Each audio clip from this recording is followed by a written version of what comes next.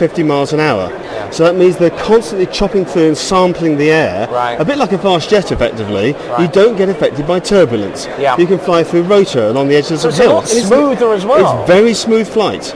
Very smooth. I have to say, you mentioned the question of weather. Now, to be honest, when I've seen autogyros in the past, they tend to be out in the open, and you put on your big flight suits, which I've still got one of mine in the cupboard, and you have to try and stay warm. But you've got a lovely little model out there, which is all enclosed now. Looks a bit like a bullet. I wish I could show you a picture.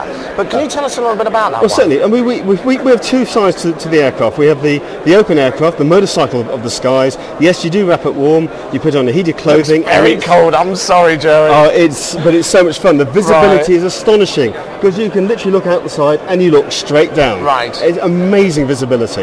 Then we've got our new fully enclosed one, which we call Calidus, and that aircraft is very sleek. It's a brand new design. We're putting it through the CIA right now. We expect to get approval probably around October.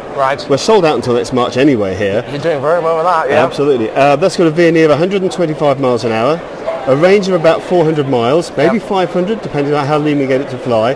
And it's warm, it's got heaters inside. It's just like flying a regular aircraft, except it's got the big fun factor of gyroplanes. Just finally, what about fuel economy out of these? Because I think it's quite low, isn't it? No, it's, well, it depends what you mean by low. It's good. Okay. It's good. What is it?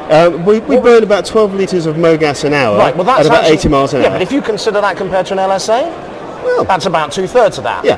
That's pretty good going. It's very good. Jerry, look, I could talk to you for absolutely hours. It's been an absolute pleasure. Thank you very much for joining us. No problem at all. You stay there for a second. Now, one of the things we were talking about in Prague was about the Tecnam 2006T, the twin.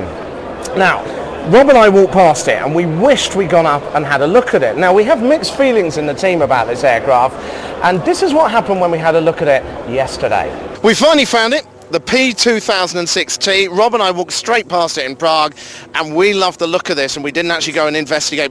But Vicky, what? You don't like it? I just don't think it's pretty. You know, aesthetically, not. It's like a small aircraft. It's a twin engine. It's a beautiful piece of kit. No? It's just more this bit. I'm not a massive fan of this bit, but that's, you know, I'm sure it looks pretty inside. We will have a look inside in a second. Rob, why was it you got so excited about this aircraft? I just think it looks great. I think it looks sleek. It looks sexy. It looks economic.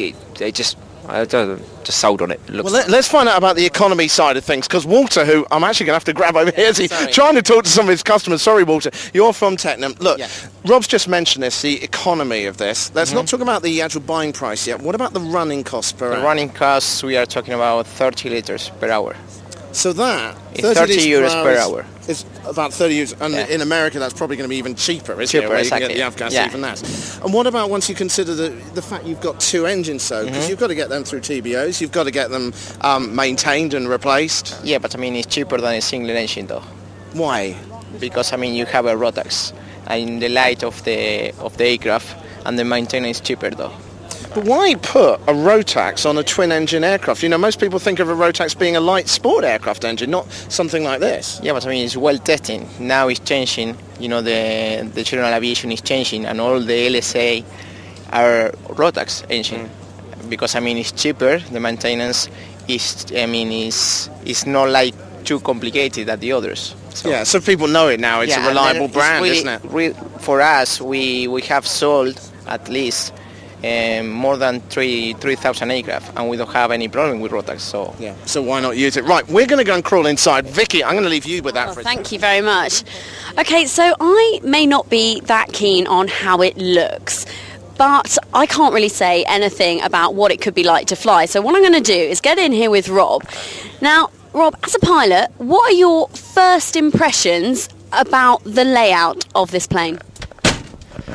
Oh, I think it just looks amazing, and it's actually quite beneficial that you've got a lot more dials on the guy on the right hand side than you have on the left hand side as well. So for training and that kind of thing, you give actually the guy on the right hand side a lot more information. I think everything's well designed, well set out.